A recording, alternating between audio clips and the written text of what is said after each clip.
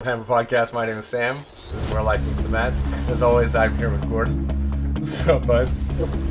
Hey, good. You got back from vacation? Actually, we both did technically, Yeah, we both but took you a left. real. I did a staycation. You took stay. I did take a real vacation. Well, not. I guess what's a real vacation? Like a staycation is. I think that's underrated.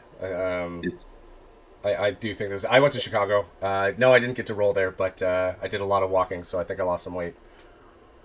I on my vacation last week, I just trained 5 days in a row, and I got like 7 hours of sleep, which is like 3 more hours than I usually would get at night. That's pretty Like good. 7 hours a night. Yeah, yeah, it was great. And then yeah, I trained every day, Monday to Friday. It's fantastic. It's like that's Yeah, my vacation. I get to do more jiu-jitsu, and that's it. yeah. It's super Well, boring, lad. because of my vacation, I didn't get to do a lot of jiu-jitsu until yesterday. I just had to turn that heater off. It was getting too hot. Um, until yesterday, or not yesterday, day before, and then I get to roll today. But vacations are important because you need to de-stress, and that's actually kind of how we got talking about. I think what we want to talk about today is therapy. Therapy. We can start with that and then see where that goes. Yeah, we What were that leads talking into. about um, the. I guess for me, it was the rise in therapy. I've gone to therapy. I've needed some therapy for some stuff I had in my past, which I guess one day we'll probably talk about. But we were talking about how, or at least we were discussing how there is useful therapy and not useful therapy in a way, and how, like, for me, useful therapy is okay. I have an issue. I want to get better at it, whatever, or feel better from it, not have it affect my life mentally speaking. And for me, that doesn't mean going to therapy every week. I think that's too much. I've noticed a lot of people are like, yeah, I saw my therapist this week, that week, the week after. And it's like, you seem to be just talking about the same things and not changing or doing anything different. You just kind of seem to be stewing in what you're talking about, which you've been talking about for like a year, and you don't seem to feel any better. So, what you doing about it? Now, obviously, I didn't say that to them. That's their own personal business, and obviously, I wouldn't tell it live to anybody else. But I've noticed that theme coming up more and more, especially on around the internet. People have been talking about how in North America there's just too much therapy, and stewing in your emotions for too long is a bad thing. Well, I And also think it's like almost just because of social media, it's almost like a whereas like when we were younger, going to therapy was like such a taboo. Like 15, 20, 30 years ago, it's like, wow, you're going to therapy, there you must have some really deep-seated like issues and like it was really hush hush. Nowadays, it's like you people proudly say they're going to therapy, and I don't think there's any shame to say that you need therapy or some sort of like outside help, whatnot for your mental health, of course. But like yeah, but too much, but to use it like almost like a, I hate using the term like clout chasing. It's like, oh, look at me oh going to therapy, putting yourself on this um, like, what I'm talking about with social media. yeah, It's like you have to profess every little thing you do that's going on in your life, and social that should be personal. Like therapy, when you can tell people you're going to therapy, but there's people who also go online and they post about their therapy sessions and then what they're going through, and sometimes it's well-meaning, but it's in the a lot of times it's not. It's in the guise of like well-meaningness, but really it's just to how I put it I for think clout. For clout, it's that for that attention. It's like, look at me, I'm in therapy, this and that. They kind of want to be this like I don't know how to say it. What's the word I'm looking for? You can probably help me out. They want that attention. They want that yeah. the love from this community, but that's the wrong type of love. You're looking for this external. That's not what therapy really is about. It's you know So having a community is great, but when you're just kind of all like have issues and you're going online and you're not really working on your issues, it's just like you're just be going to therapy is a part of your identity rather than you going to therapy to find out more about yourself, to figure things out. It shouldn't be yeah. like, I do jiu-jitsu, but it's not like Gordon's, oh, jiu-jitsu, he's the jiu-jitsu guy. No, it's just a part of my life that, yeah, I talk a lot about it. Or we have a podcast about it. It's a form. This is a form of therapy as well. But Well, like, it's not all our life. Like, you take jiu-jitsu out of my life, yeah, I'll be very like sad about it. But I have other things going in my life that are important. So it's not for jujitsu. sure. It's a part. I, Whereas like people's like, I go to therapy. It's like, look at me, this and that. That's all you are. Like 50% of you is like to tell people that you go to therapy. You're like a I, I, like therapy cult or whatever you want to call it. I think you hit on a couple notes there. Like, um, one, there's the people like. first of all, I think everybody should do a little bit of therapy. There's probably something that you haven't, and by therapy, I don't mean you have to actually see a therapist. Okay, you can see a clinical counselor, you can see a priest if that's your suave. Like priests now have more education. You can see a clinical counselor, you can see a therapist, you can see a psychologist, you can see. There's a lot of different people you can see. The point is, A, to discover something about yourself. B, if you actually have an issue, to help resolve that issue so it no longer affects you in a negative way, right? One of the things about therapy is to become comfortable talking about yourself. And I think, especially for men, that's a hard thing to do. We were never really trained or taught to do that as children, more so now. The problem arises when you do too much therapy. There's been a great rise in the access to different forms of therapy. Right, you have online therapy now, which is great. You have a lot of education over therapeutic terms. You have more awareness in schools. All of this is a good thing. However, when people start to focus too much on the therapeutic access, especially, which I find is the diagnostic part of it. So I forget the diagnostic tool, but it has something like 600 and some odd conditions in it, some ranging from schizophrenia. You have a serious problem. Like that's a medical condition where you might need medication to actually help control what's going on in your brain. To, you're nervous. Like nervousness is a therapeutic condition, which is a part of anxiety. But just because you're nervous doesn't mean you're anxious, right? And when people start to focus on, well, I'm anxious, so I have anxiety. No, you're just anxious. Why are you anxious? Well, I'm nervous about the test. Okay, so you're nervous about the test. What are you going to do? You should probably study for the test. You might not still be nervous, but the test will be over. You'll have at least done everything you could. Is that anxiety? No. Anxiety is an ongoing condition where you have, errant thoughts about multiple possible futures, none of which are good. That's anxiety. Just having test nervousness about something specific, that's normal, right? So what you were hitting on was pretty much, like, I think it's the nail on the head. A little therapy is good, a lot is not very good for most people, depending on what you need. And like the people who are like, I'm in therapy and I go every week and I've been going every week for 15 years. Why has anything gotten better? Let's ask the question. Is your life better for it? To me, I find it similar, since we're talking about jiu-jitsu, like a personal trainer. If you get a personal trainer, the goal of that personal trainer should be to get you to a place where you no longer need that personal trainer. If you're going to therapy, the goal, if you have a specific problem, if you have multiple problems, unless you have an actual, like you have, what is it? I said schizophrenia, but like a clinically diagnosed like mental health issue, like something that's incredibly systemic in your mind. Yeah, like sociopathy or something. If you have something like that, that's severe. I think that's incredibly serious. That will, no matter what, needs ongoing therapy for the rest of your life. Yeah, and possible medication and monitoring psychopathy, sociopathy. It's extreme. I think a lot of people want I have personally know like 1 degree, 2 degrees of separation, like within the family. I personally know people who go to therapy and they go see the therapist, the doctor, and they don't want therapy. They want the drug. Oh. They're there for the drug because they want the easy route. And then that person that I know got the drug, but was so afraid of taking the drug because like that person works in healthcare as well, and it didn't end up taking the drug. So that person's in a lot better place now. But it took that person to go to therapy, basically say like, I don't want the therapy, just give me drugs. Got the drugs really easily too. Yeah. Like day one, they got a prescription for it. Without any, it's just 1 session, and it was offered drugs straight away, and then really had the self-awareness to realize like, you know what, I don't need the drugs. I need to work on myself, and it's slowly now working on themselves, and it's a much better place. At least I think so. And so a lot of people, because of the easy access to drugs, because it's just like anything. I keep bringing back to social media, like the 6-second attention span. It's like they want that instant gratification, right? Therapy, in whatever form you choose to get it from, takes a long time. It takes a long time to take figure years. It could take years. The difference is, I don't mean by it could take years. I don't mean it could take years every single week. Because one thing I think, especially in our generation, we're missing, we're like, oh, we have therapists. The therapist is going to fix me.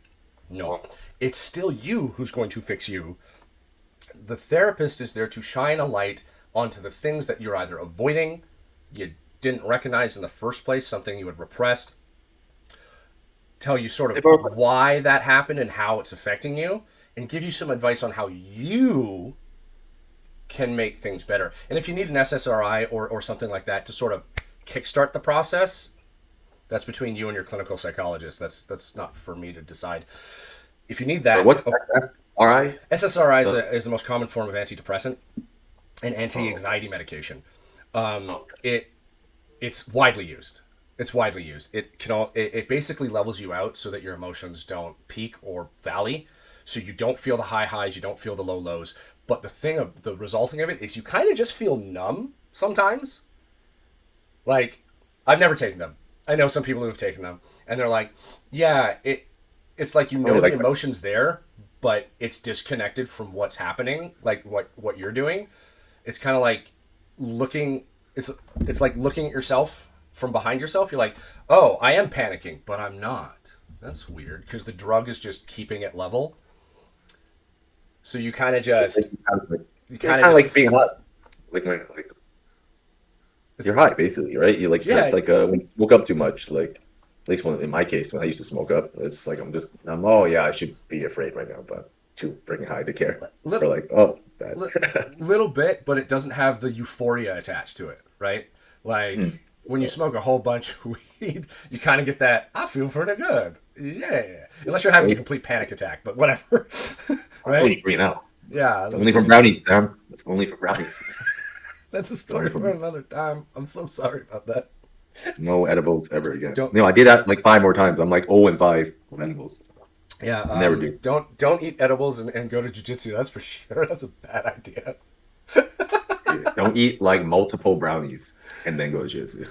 Yeah. Worst. In my defense, I told you to just eat one. Wow, I got 3 in a row.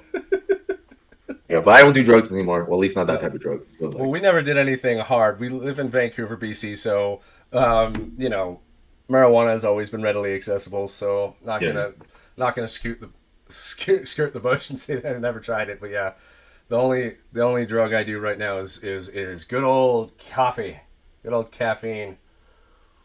I'm on caffeine every day. I'm on the caffeine. I actually made coffee so strong once. I make strong coffee. And my wife had some of it. She like poured herself a cup before she was about to do a driving lesson, right? Anyways, she came home after the driving lesson and just had a full-on panic attack because of how strong the coffee was. She was like, "How do you drink that?" And I'm like, "I'm on my 4th cup. I don't know." Wait, black, right? Black, yeah. Sometimes I put a little oat milk in it just to cut the bitterness if I make it too wily. But that's it. A little oat milk. That's all. We're men. We're men. We're manly men. We do manly things. You just killed a small animal. It's time for a light beer. No, don't. I almost never drink it anymore either. Caffeine's great. Probably need to be careful with that because I probably get about like anywhere from as little as 400 to like close to 1,000 milligrams of caffeine a day. So I'm fairly addicted to caffeine. Yeah, I'm definitely addicted to caffeine. Yeah, like by 12 o'clock, I don't have my coffee. I'm not a happy human being. And I got a headache. So, like I wake up with a headache sometimes and I just chug coffee. So it's pretty bad. I've done the thing where I've started waiting to drink my coffee in the morning until about an hour after I wake up. I tried doing that. Like, I don't know, Andrew Huberman said to delay it. But, dude, I work night shift. And if you want me running off 4 hours of sleep, I need that caffeine to sustain me. I have a more regular sleep schedule than you, so I can get away with the hour 15, because by the time I take a shower, get breakfast ready, whatever I need to do, okay, about an hour's passed by anyways, so then I can have a coffee. But on days that I don't, my CPAP machine, if for anybody's listening, you've heard I do have a CPAP machine because I have whatever the hell that's called. Sleep apnea. Sleep apnea, thank you. And if that slips off, like last night, it slipped off after like 2.5 hours. So I woke up this morning just like, oh god, shit. And I knew it was going to be like a 3 or 4 coffee day to get through this. That's a regular morning for me, 3 coffee. If it stays on for like 80% of the night, I'm like, I can get away with 2. I can get away with 2 today. But yeah, So don't drug yourself, except with Yeah. caffeine. That's the moral of the story, Steroids. right? Steroids and caffeine. That's all you need. Not a joke. Not a joke. No joke. For all the guys It's out not a there. joke. Yeah. Oh Quite the man. advocate. You know when people you go to Costco or like go to like a grocery shop and then a web store and then they have like people give out free samples of like food and alcohol, whatever it is. You know, sometimes I joke with my other friends and stuff that I should have a booth and it's just me giving out free testosterone to everybody, to every Just guy, little man. testosterone gel packs. Like, here you go. You over the age of 35. I'm like, sir, I have a gift for you. I have a free sample for you or something. Like, oh, what's that? Like, fuck you. Just 200 jab milligrams them in the straight chest with it. to the neck, right in the vein. Like, you'll thank me later. Yeah, you're gonna feel great in about an hour. Feel great, man. Straight up. No. See, that's part of mental health. You gotta get your hormones checked. A lot of times, mental health is, I mean, like if you have no, like, if you don't have like severe trauma, a lot of times it can be hormonal. You know, Well, I mean, I Eh, did when I first got on test. We talked about this. I did have a hormone imbalance, which was oh, causing yeah, me to fluctuate between not you're rage, but terrible. like severe annoyance, and then like Yeah, complete that just sadness. sadness and a puddle of Yeah, yeah, goop. man. Got that Yeah, you gotta know sorted out. testosterone, bro. Testosterone's happy. It's your happy drug, man. Yeah. You need Now, it. now that it's definitely leveled me out, for sure. Yeah, for sure. But like frustrations can still take hold, and that's another thing about therapy. People just go and bitch and complain about how frustrated they are. Did you do anything to change it? To Yeah. change your frustration? That was a problem I recently had, and now we've changed things, and things have gotten better. I know it can. I know it can be really hard to voice your frustrations, especially to your friends, your family, your partner, Yeah. because you don't want to cause a rift, a problem, an inconvenience. But goddamn, if you don't, if you let it sit and boil up, it will eventually explode, and everyone's going to be very unhappy about it, especially you. Well, even if you don't explode, like if you internalize it, man, you're gonna be one miserable fuck. Like people can see it. You know, I personally know people that they're so passive in their personality. They're good people, good, but I think they're in a happy marriage. I just think like they've been really consumed with like how busy life is, and I think they haven't created a lifestyle that's like indicative of like leading towards happiness. Mm. I think they're just not that they're doing bad. It's just like they're being pulled in too many directions, and they're trying to maintain like keeping up with Joneses, keeping up with like what they think they need to do for their kids, more that are not essentials. They're more like luxuries Mm. or things with their kids. But anyways, and they have kind of like completely forgotten about their own like physical and mental health. So like they instead of getting angry, they just internalize it. But you can see their physical like physically see them like falling apart. They're gaining weight. They got the Mm. skinny fat going. They're like going from standing with good posture to like literally starting to Hunched cave over. in. You know, you know, like, I was in the tons store of the other day thinking about this exact things, and I was with my wife and my daughter, and actually no, sorry, we were at the airport. My daughter wasn't there. We were actually coming back from Chicago. Yeah, we were coming back from Chicago. And I'm standing there, and this dude walks by with three kids and his wife, right? that And sounds like me. yeah, except he did not look like you. And I don't mean not Asian. His ethnicity had nothing to do with this. I meant physically. Like, you could see that that man had not exercised in years, and he wasn't like already big. He was definitely a skinny dude who had put on the dad weight. Oh The no. I don't exercise. I do everything for my kids and my wife. I don't do anything for me physically. Like, and I don't mean doing jujitsu. Jujitsu is a great way to not stay in shape, but at least do something that's physical, right? Just talking about general health, so Gen- that you don't have like general health health. problems. But like, Yeah. I don't think that dude like had, I don't know, built a birdhouse in like a decade or something. Just something to get his body moving. A local Yeah. sport, whatever it is, Go for a softball. walk. Go for You walks. can go If for he an did hour go long for walks, walk. it was walks with the kids. That's So he's not actually like putting any effort into it because his kids were probably like. There was one in a stroller. It was probably like 2.5. One that was walking was maybe 4. One who was like maybe 8 or 9. Right. And just, I made a joke to Victoria. I'm like, man, I thought I had a dad bod. I was joking, right? But like you see dads like that, and I've seen a few of them, and too many. I can't imagine giving my frustrations that I've experienced in my life. I do have a stressful job. Thankful to have a stressful job because it affords me some luxuries like being able to do this podcast for one, being able to go to jiu-jitsu for two, being able to support my wife and kids for three. Right, like it's worth the stress. but also, you know, you compound that with some stress in your family life, and things can get pretty packed. So if I didn't have jiu-jitsu, if I didn't have weights, if I didn't have like in the summer when I do softball, right? If I didn't have all that, I am pretty sure I would have popped my top a lot sooner. Oh yeah. Because as if you don't have anything for yourself and you give everything to everybody else, like you said, I think you just become miserable because you have no boundaries at that point, right? And don't get me wrong, I still have things I need to work on, right? We all do, and that's what a therapist is really supposed to do, is be like, cool, you're actually doing okay. Like one of the nice things to get reassured to by another person is like, hey, you're you know you're not doing bad, okay? Not you're Like, just more upset that you are not doing like you're not living at the life that you want, which is very different from living like a good like are you doing well? Just because in your mind you're not living like that 10 out of 10 life, but in reality it might be like 8 out of 10. But so yeah, you need to have the perspective to zoom out a little bit and realize that your life is pretty darn good. Just because you're not living that Instagram life, and then yeah, you haven't which found that thing nobody that you is. want, the meaning to life. The meaning to life is living a meaningful life. There's no one thing in life. Everybody's looking for this one thing, and that's I have never gone to therapy, and my wife has asked me to go to therapy in the past. But I've been really lucky because I've been constantly like and quietly trying to work on myself. And I would say that I'm probably happier now. Not probably, I'm 100% happier now than I've ever been because I'm like about to 39 this summer.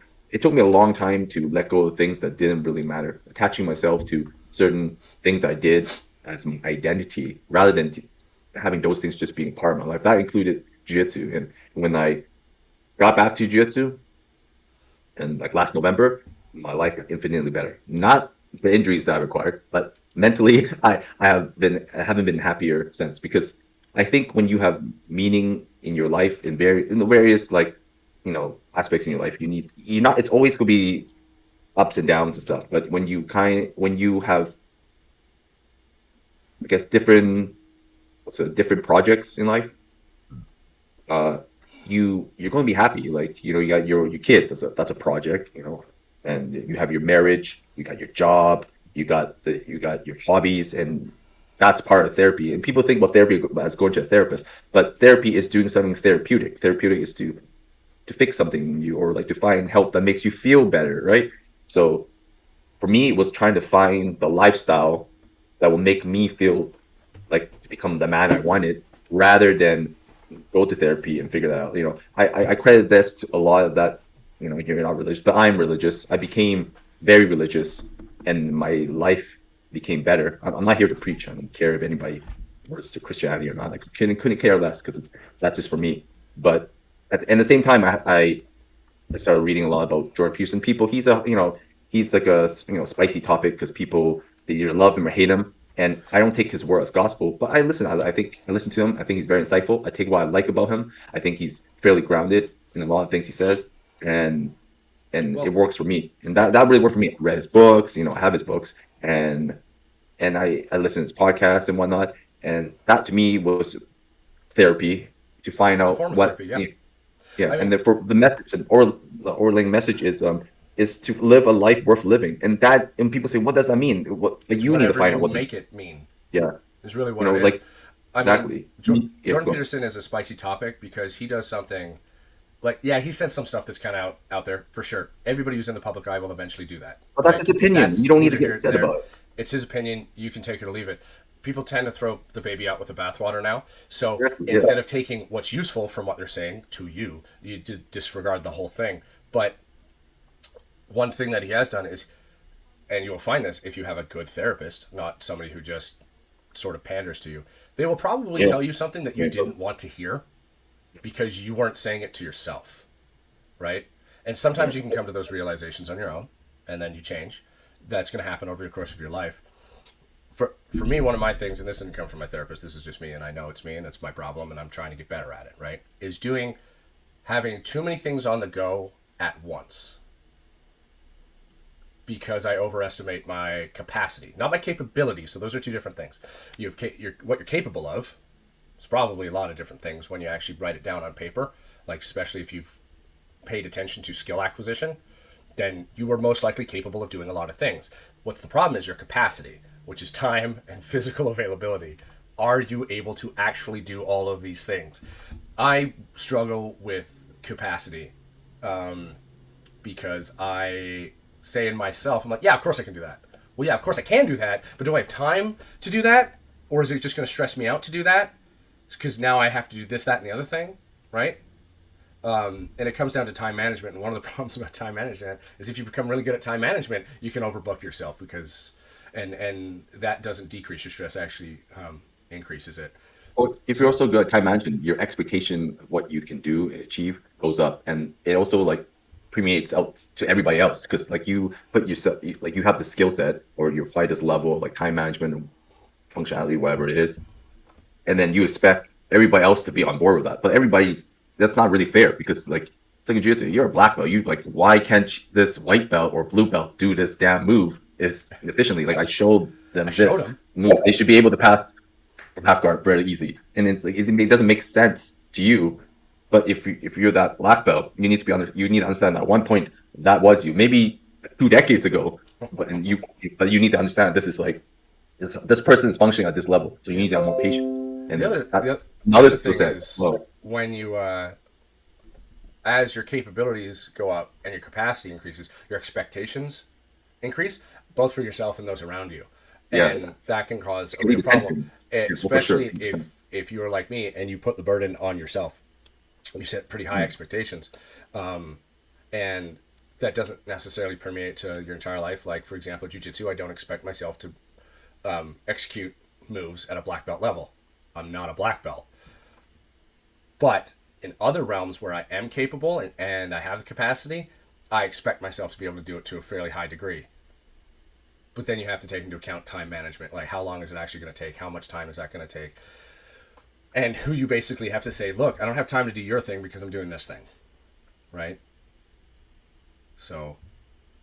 And to add on to that, when we're talking about other people and expectations, so in today's world, I think it's harder to cultivate that in a family that you want. I was really lucky when complete fluke.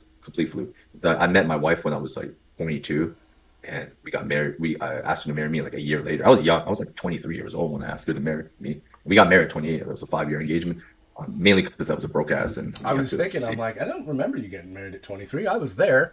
I think I was a little older. But like the thing is like you need to set expectations like from the beginning. One, don't be a fucking simp. And then she's like you need it has to be a relationship where both people are fulfilled physically, mentally, emotionally, whatever that may be for you and your partner. I'm not talking about just wife, if you're gay, your boyfriend, your girlfriend, whatever, your partner in life. You need to set expectations. And from the very beginning, I just knew in my heart that I was never going to stop working out and that I was always going to do a hobby outside working out. So working out is one thing. Yep. That's not a hobby. That's part of my lifestyle. Like I'm going to brush my teeth twice a day, every day, eat fucking at least 3 square meals a day, and so on and so forth. Working out was part of that. But I'm going to have another activity, and that activity is going to be time consuming and whether it was jiu-jitsu, powerlifting, amateur boxing, whatever I was doing, it needed my partner, so my wife, they needs to know that till the day I die, this is going to happen. This thing. I set that boundary. Yeah, I set that boundary from the beginning. Like, listen, even when we bought our first home, our own home, but like she's like, I didn't care. I gave her a lot of freedom. Like I'll let you choose the home. I'm gonna have a home gym. Okay, Yep. So we're not buying a place if we can't fit a home gym in there. And I don't mean a dinky little home gym. I mean like I gotta be able to bring 2-3 people in here, and I gotta be able to do jiu-jitsu. I gotta be able to lift weights, like that kind of stuff. She's like, okay, fine. So she has free reign to the house, but I had to have a home gym because that's my sanctuary. That is my form of therapy. That makes me feel good. If I don't work out, if I'm not doing jiu-jitsu, I'm not hitting the heavy bag, I'm not doing something that is my hobby, and then I'm going to be a worse person. I'm going to be a worse father. I'm going to be definitely a worse husband. And people say, well, that's not fair. I mean, it is fair because I set those boundaries from the beginning, and you can take it or leave it. Like if she wants me to, if my wife then was like, well, I want you to make $300,000 a year minimum, and I'm like, if I agree to that, and then she breaks up with me, oh yeah, it seems like a very like ridiculous expectation Yeah. you have, but I get it. Like it's my dumbass fault for staying with that woman.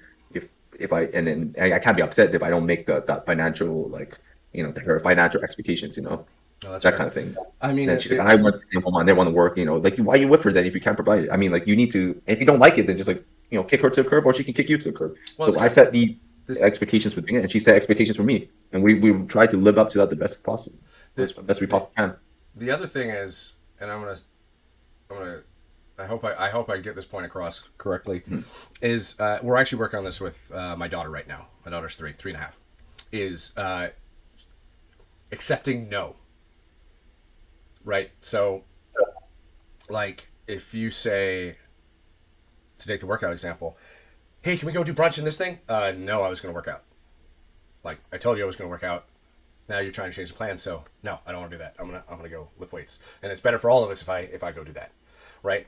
I told you already too. And I So told you it's not, that's what I'm doing, not so I'm gonna go do that, right? This isn't. I'm not springing this on you, yeah. but learning to accept no from your partner can be very hard for people, because you don't want to let your partner down. But then again, if you never institute that boundary of like, no, I need to go do this thing, whatever that thing is, and they don't accept it, they go, no, I want to do the thing I wanted to do, and you're part of it. Well, that's not a good relationship. That is going to leave you stewing in resentment towards your partner for never giving you time to do what it is you either need to do or want to do because you know it'll make you feel better afterwards, right? And sometimes life does get away from you. That's not saying it doesn't. There's always emergencies and stuff like that. But setting that boundary or expectation pretty soon on and like, no, I'm going to go do the thing, right? And yeah, we're working on that with my daughter right now because she doesn't like to accept no because she's a 3-year-old and she wants to do what she wants to do. But it's bedtime, so you need to do what we need you to do because you're getting up in the morning to go to school, whether you want to or not. So learn no. Yeah, it's tough. And to bring us back to like therapy can actually help you realize if you're not doing that. And again, consider therapy a tool, just like moves in jiu-jitsu. They're tools. We talked about creating a system in jiu-jitsu before, right? Therapy is there to teach you the tools to create your system towards better mental health, right? And I'm really glad people are like started with well, let's talk about mental health because especially for guys, before Jordan Peterson, before Modern Wisdom, before a bunch of these podcasts, even the Joe Rogan podcast, guys didn't talk about mental health. They didn't talk about it that much. They just sort of got along with it, right? But what it did is it allowed us not to talk about our feelings necessarily because guys don't always want to talk about all their feelings. Like that's not good for us. I don't think it's good for men to talk about their feelings all the time. We have to talk about them sometimes, especially with the partner, especially if we're having a problem between you and the Even partner. then, you want to bog Being your able, down, Debbie Downer. yeah, being able to vocalize what's going on, very important. But stewing in them, talking about them all the time, isn't what's good for most men. I can pretty much guarantee this. I'm not a clinical psychologist, but everybody basically says it. What's good for men is to be able to vocalize that, but then also move through it, move away from it, and Yeah. get doing other things that make them happy. I think we talked about this before. Sorry to interrupt. Yeah, no, go. I'm going back to your point. It's the reason why most men, not all obviously, but most men, when they talk anything out, is to literally Solve a they're trying to problem. figure out the path to solve the problem. So when men bitch or complain, whatever you want to call it, it's like they want like a solution, like right now, today, Yeah. not tomorrow, not the day after. Like then that's what they're trying to figure out. So you see every time you see in a movie, you see two dudes in the park drinking, top of the fucking bleachers or whatever. They're trying to there's two bros or whatever trying to figure life out. They are trying to find a way out of this situation they're in, and Yeah. and that's how men are. Like whereas women, you hear a lot of women, and my wife included. It's like that's why I asked the question now.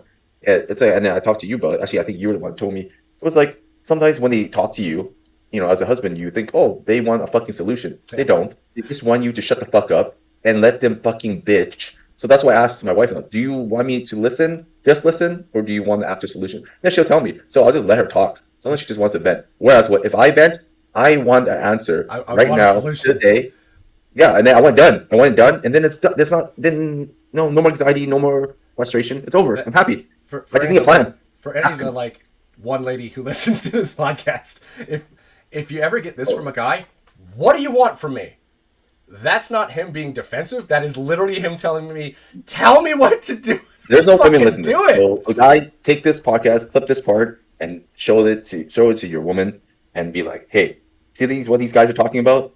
When the guy says, 'What do you want from me?' Literally tell him Tell me. nicely, And if you don't know like, what that is, if you don't know, just say it. I don't know. And then he can go, okay, let me okay, know when you figure it out. exactly." Men, that's my husband never listens to me. Yeah, because you're fucking talking and never stops. You just want to talk. This is not us being misogynistic and stuff. It's true. That's why women can stay in therapy forever and nothing gets done.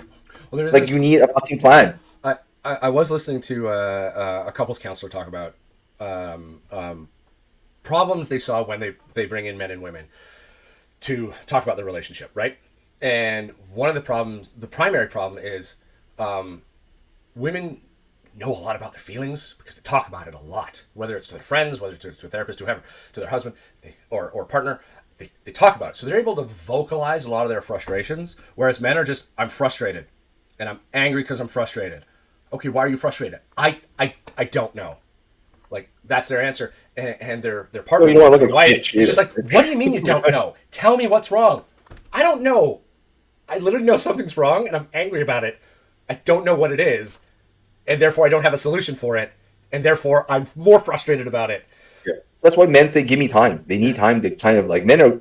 That's what these do. Like they're trying to fucking figure it out, and then they're like You know I'm what's the trying to figure funniest this thing out. is Right, man? you're absolutely right, because there's times, and I'm going to use a work example here so we don't just talk about other stuff. This is a legit work example that happened where like 5 things went wrong in a row at work for me, and I was getting super frustrated, super angry about it, and like things were happening really fast, and I couldn't figure out what to do, and I literally just like stood up from my computer, went into my gym, and just like let it all out. I just started rambling and complaining and bitching and swearing.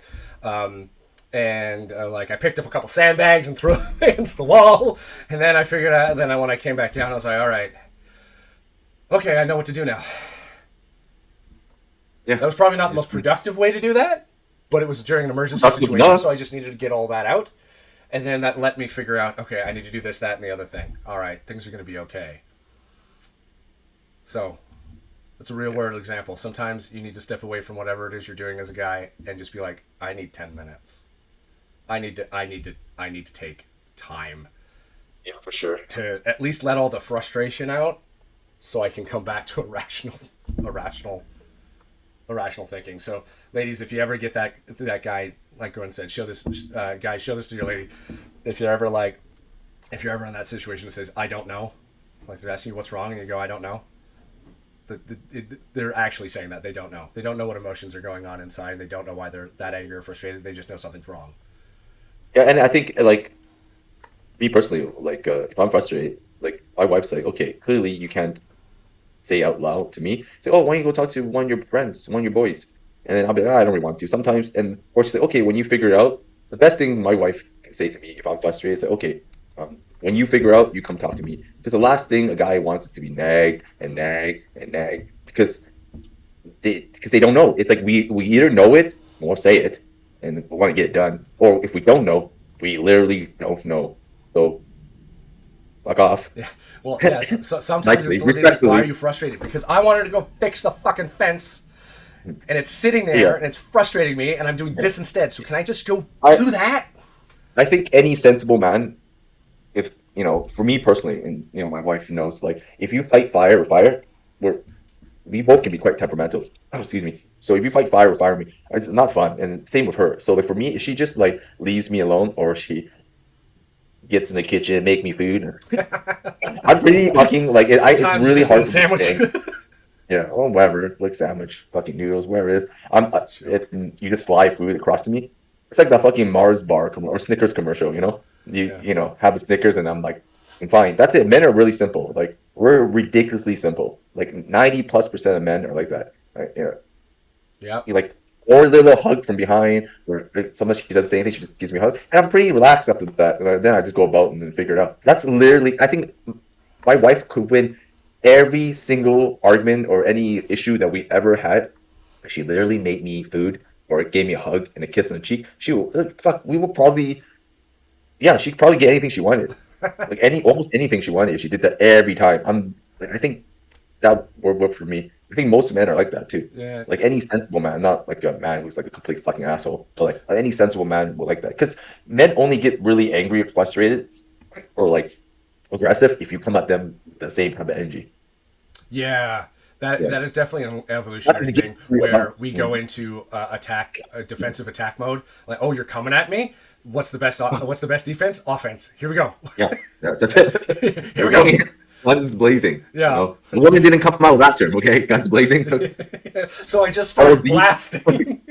Balls deep, Yeah. guns blazing. Dude, that's how we roll. That's Yeah, like that's there's definitely times where in a variety of situations where someone's come at me and I've been the like, who's put the brakes on? No, no, no, no, no. That's not going to help. the coworkers that to take it to work, the coworkers that I get along with the most. I'm talking about men and women, but in this case, women.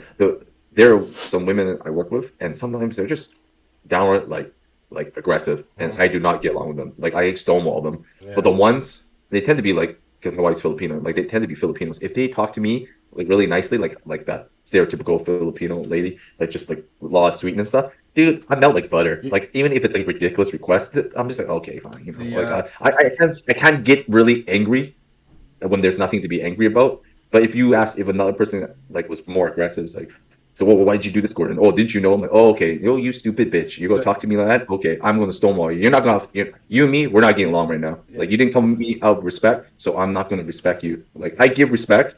Like I'm very neutral. I'm very respectful up until the point like you disrespect me.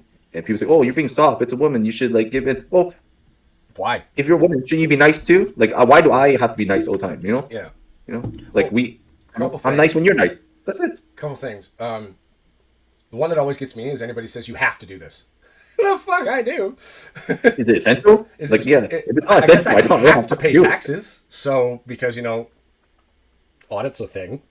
Like, I guess if a cop says you have to do this, sure. If I don't want to go to jail, but like anybody says you have to do this to me, immediately my first response is no, I don't. I don't have Why? to do anything. I can just lay on Why? the floor. Fuck off.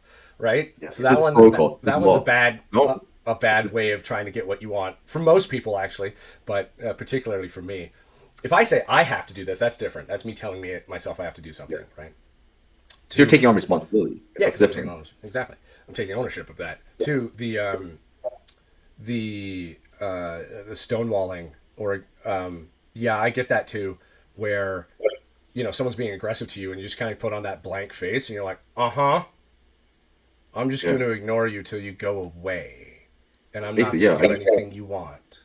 So I'll be over here. Come back at me when you have something constructive to do.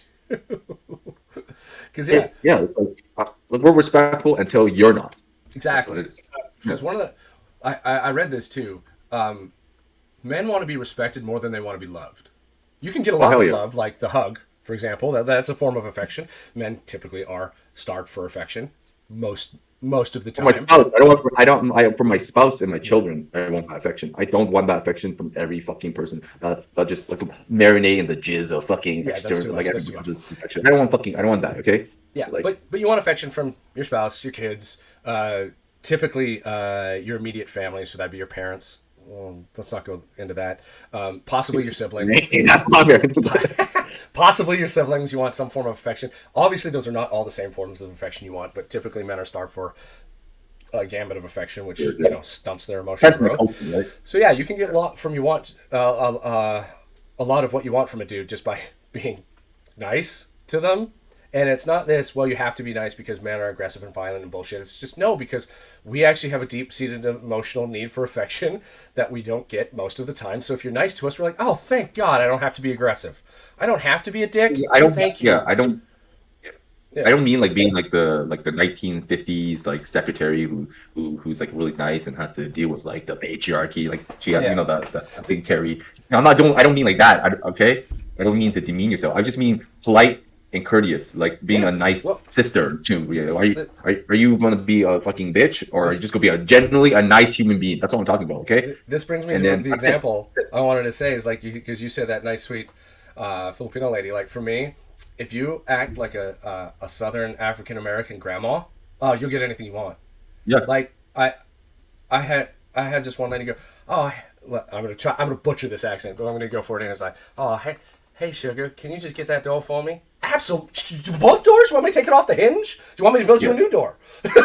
Like you It's just just like that this. was Like whatever you you feel want. like if you're not a complete asshole of a man, then Yeah, you're gonna be like you're gonna melt like butter. It's like, oh, okay, you know that could be my mom, that could be my grandma, that could be like my sister, you know, like and you're just like okay, like because like there's nothing goes off your no bells going off your head like oh this person is a fucking cunt. Like I need to keep my wall yeah. up. Like I, I don't I want to deal with this. I don't need to arm drag them to choke them out to get what I need. Okay, we'll No. just yeah, no, we can do this the easy way. Thank you. Yeah, exactly. So yeah, it's I think like went for mental health. It's still this is still part of mental health. It's just like trying to understand like how like men think, at least men like us, how we think, and then I guess with some of the people that we associate ourselves with. We're and just to make things very clear, we're not fucking about this black pill, red pill, blue pill No, no, bullshit. no, You no. know, I'm not trying to put anybody in the box. You know, I'm very liberal about certain things. I'm also very conservative about other Other things and stuff. things. But like, I mean, like if you want to be an OF model and be a fucking hoe, go ahead. That's your prerogative. I don't give a fuck. Yeah, go But make your like, I money, whatever personally you will want. not associate. I will personally do well not associate with you. And if you are my friend, or like I don't have any friends that are girls in the sense that I don't hang out with them by themselves with all their husbands. That's Yep. something I will not do.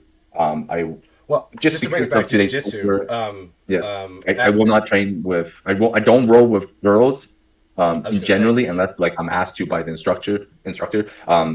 Because usually I, there's only I one or two girls where I train, and I'm like 80 to 90 pounds bigger, and I'm known for like aggressive rolling. sure, And I'm not aggressive with anybody who doesn't want to. But personally, when I go to roll and to drill, it's it's to hard. Yeah. ball. Even my drill, I it's like mean, balls deep. I, I, I'm a big boy too, and at our gym there is a husband-wife combo that comes, and I've rolled with him tons. Great guy. He's caught me in a couple things, but like, I'll talk to his wife if she's just sitting there, but like, I won't roll with her. Not only out of respect for him, but Probably a also out of good respect for my 100 own pounds heavier. wife, right?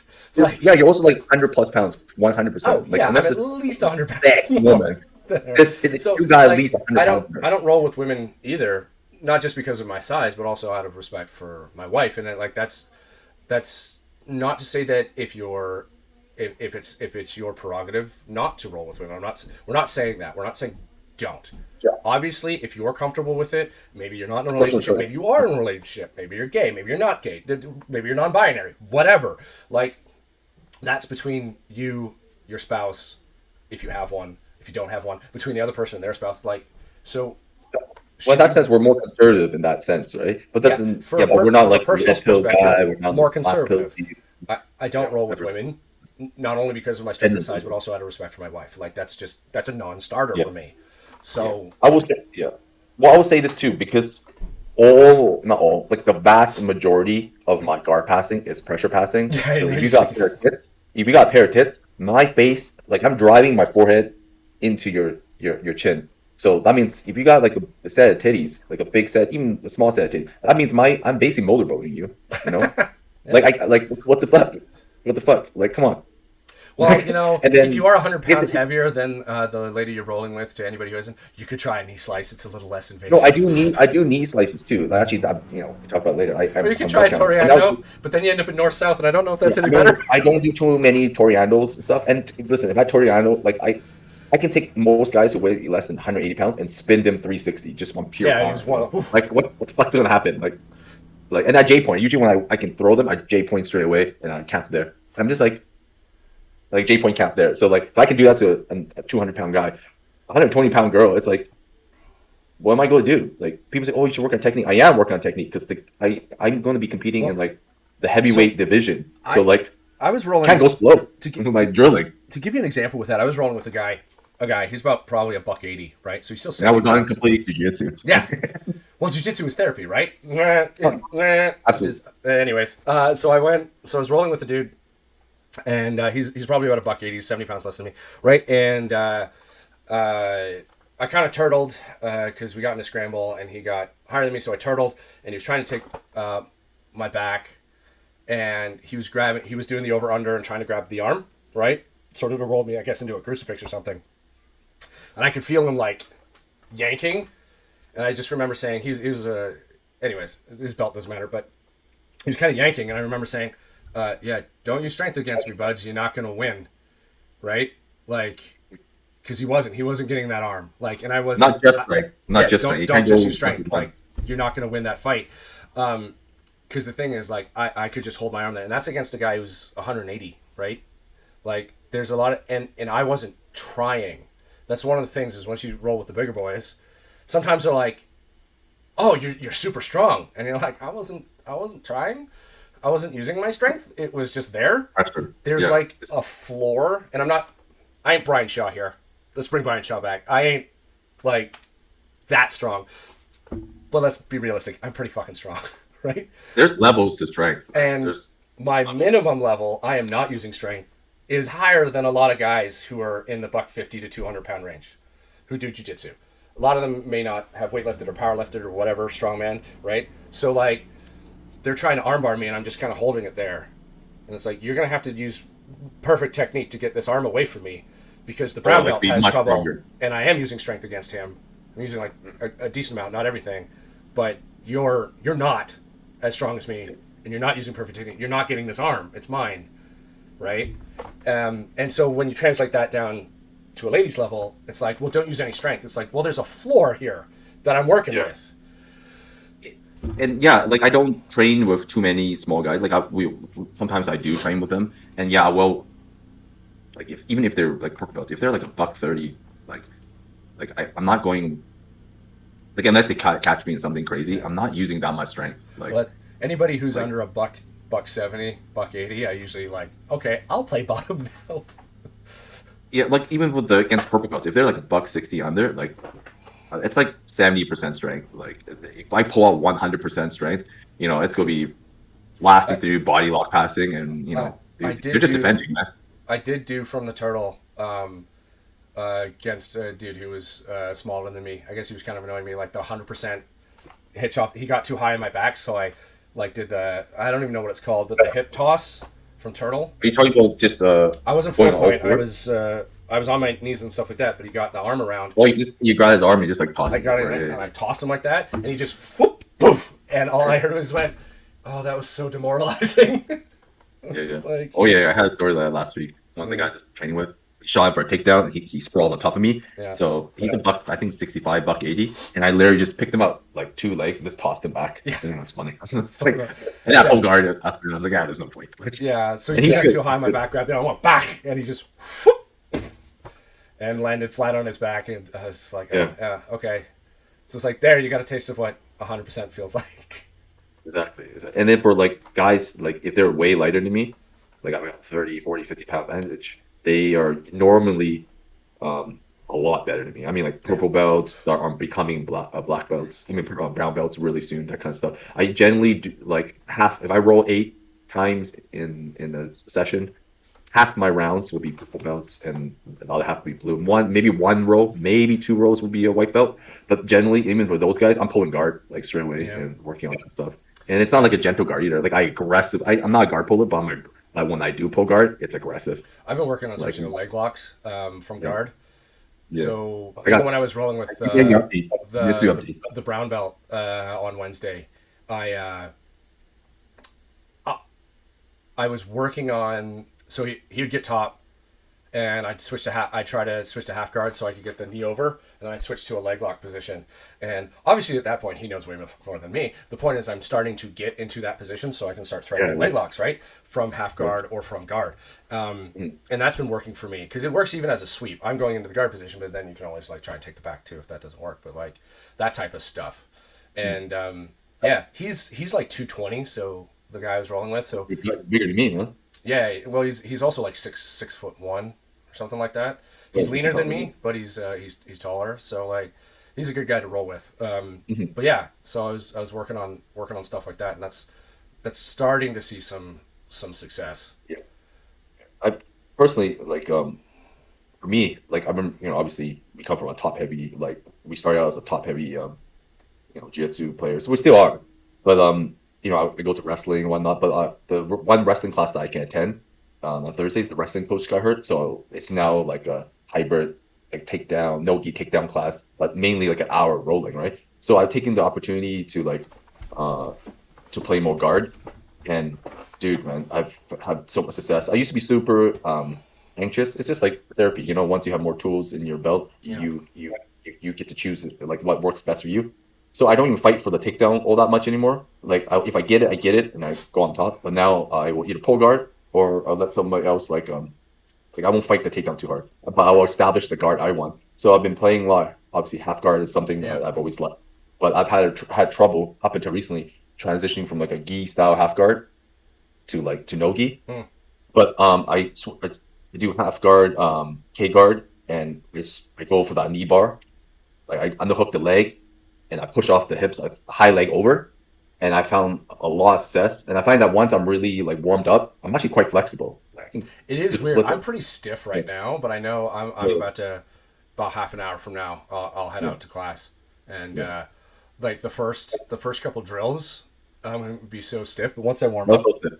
Yeah, it's so once terrible. I warm up, it's like so my abductors actually can move in this direction. Yeah. Once Nice. your body realizes it's okay, you won't Yeah. split your groin apart.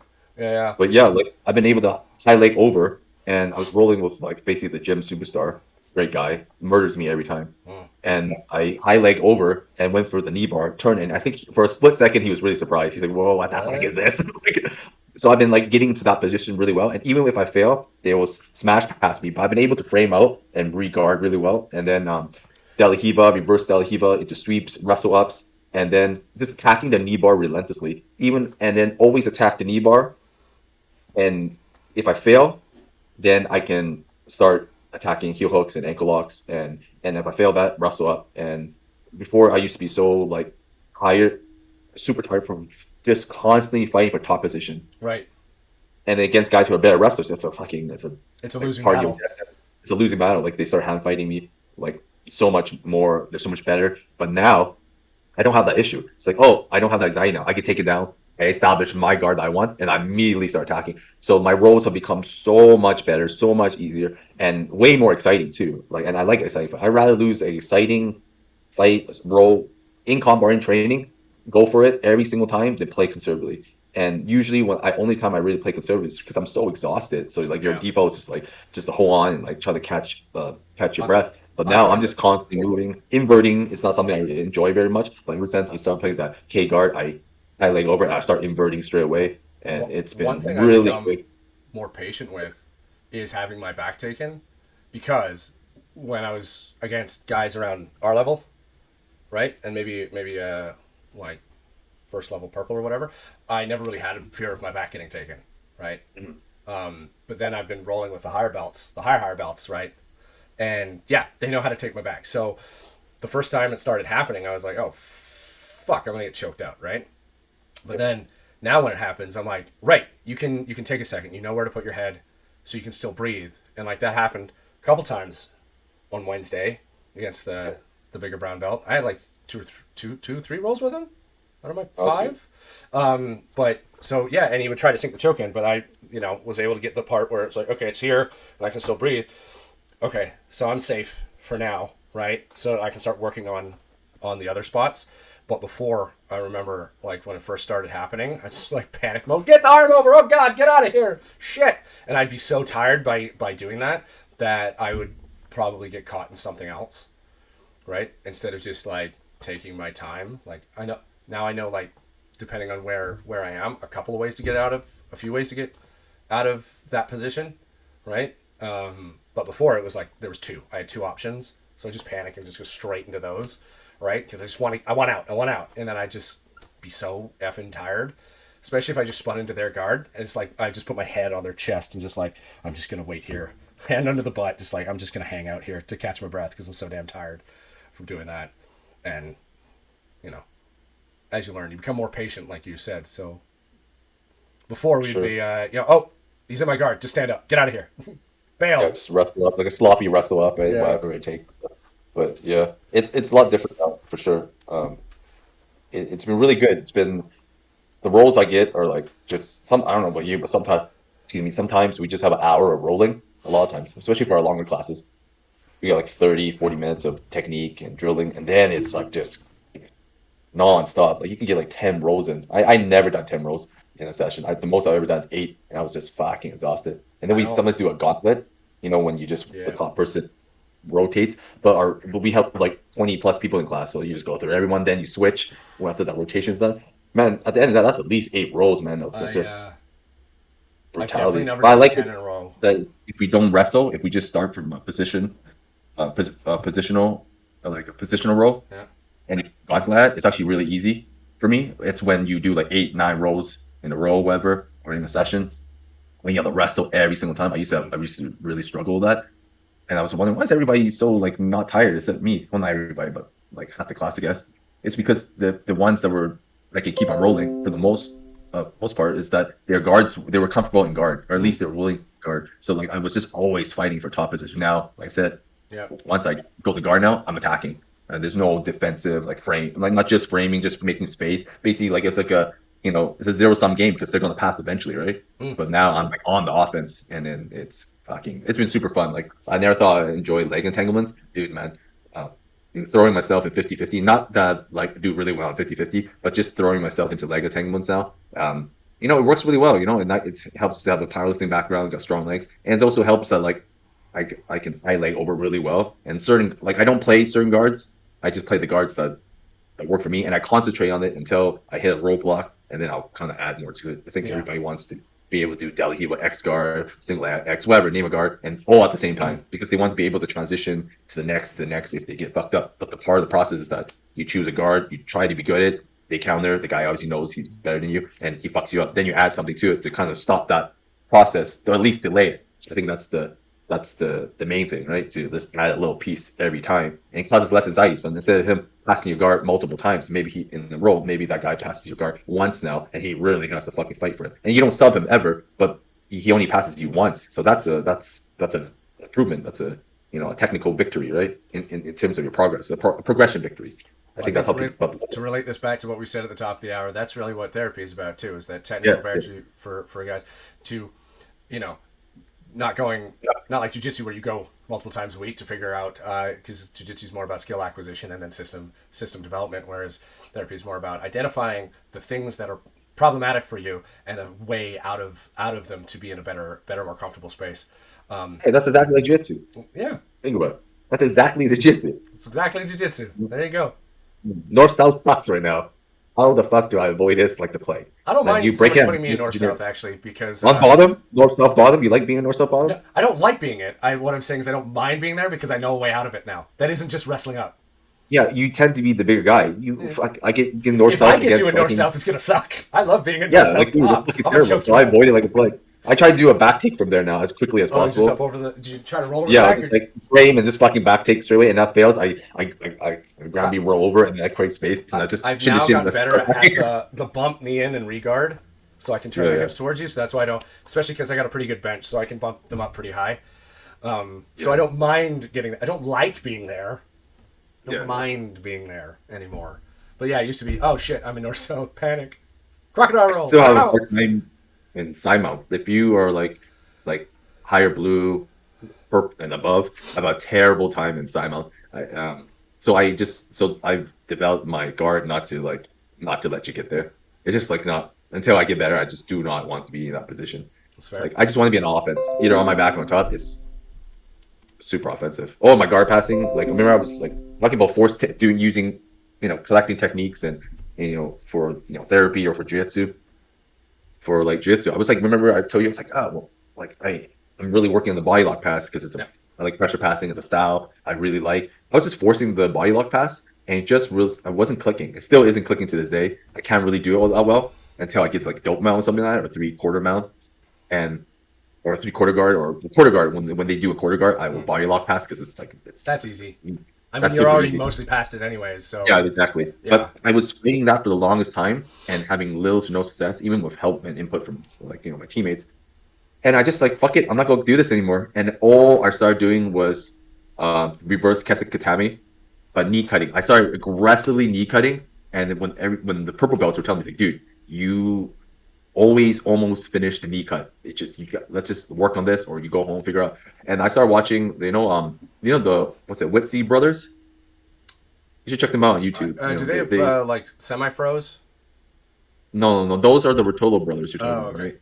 Yeah. No, I'm talking about the what's it? They're two white dudes out from Colorado, and the older brother Andrew Witsy, I think that's how you say his last name. He's got like he's considered like an elite guard passer. You should watch him guard pass. He has a guard pass counter when he rolls, and he goes against guys who are like, I think he has a highlight reel of like him rolling with only black belts, and it's like subs and guard passing. Dude, he's in a 5-10 minute row, he'll pass your guard like 10 times, and he'll like pass it, let you re-guard, and he'll it's knee cuts only, but he has like 30 different variations of knee cutting, like just subtle variations. Oh, he does this, I do this, that's it, and he breaks it down really well. He gives it away for free. Go to BJJ Fanatics, like the account that we share. Yeah. It's there. It's free. Oh, he gave it out for free. It's like an hour of like knee cuts. Knee cuts? And I've just been using that. Oh, dude. And then you go to his website on YouTube, he gives like little extra details. He's like, oh, you take the shit for free, and you're like his humor because he swears and like me how I do. What was his name again? Wiltsey Brothers. I think it's WITSLE Brothers. I'm really bad with spelling. 1 sec. Let me have it right here. Where is this? Axel Witzel? Yes, it's Witzel. Witzel. Yeah, WILT Brothers. Those two. Talking about these two? WITSEL. Yeah, they do. Like they do have like a little bit of a fro. One of them. Okay. Oh, I thought you were talking about the Rotolo brothers. No, I know those two. They like doing. I watched their tutorial on Darce chokes. Do you know how long their arms are? They're so Like long. Like Every time I try 70, Darce, I get right? like here on most people, and I'm like, Yeah. You know what? I can only get Darces on white belts, or like even the blue belts I can't get it on. But do you know what? It's been really successful, and what the purple belts keep doing to me, and I've been like, it's like a 50-50 for me to like get out of it or get through it. Is I would transition to, I'll do the Darce. I know it's gonna fail like 90% of the time, and I go straight into, with the moment they fit, I do a Japanese necktie, and it's like, dude, either I sub them or I guard pass every time, like not every time, so 80% of the time, dude, it's great. Like I just go Japanese necktie, and it's solid. They're like fighting for their lives, and they're like forgetting their feet, and I just like pass right through. I'm like, yes, victory. Cool. Yeah, and- I think on that note, we're gonna have to wrap this one up. I gotta go to class soon, so Yep. I think it's been great. But thanks everybody for watching. Like, subscribe, stay tuned for more. This has been the Oldhammer podcast. I'm Sam. Or Have a great day, everybody. We appreciate it. yeah. Good day.